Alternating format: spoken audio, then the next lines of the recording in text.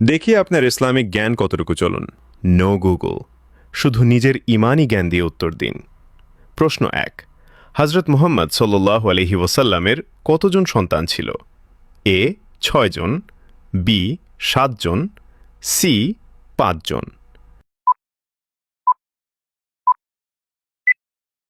সঠিক উত্তরটি হবে অপশন বি ৭ জন। প্রশ্ন ২, হজরত মুহাম্মদ সাল্লাল্লাহু আলাইহি ওয়াসাল্লাম কোন বারে জন্মগ্রহণ করেন? এ শুক্রবার, বি রবিবার, সি সোমবার।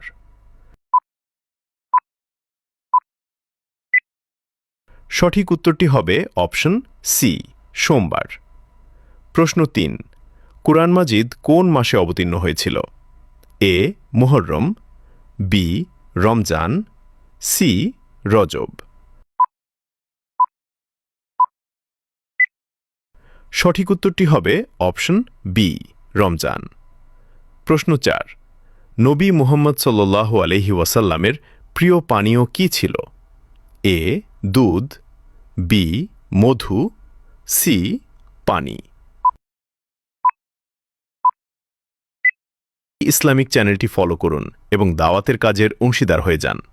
সঠিক উত্তরটি হবে দুধ। আপনি কয়টি প্রশ্নের সঠিক উত্তর দিতে পেরেছেন? কমেন্টে অবশ্যই জানাবেন।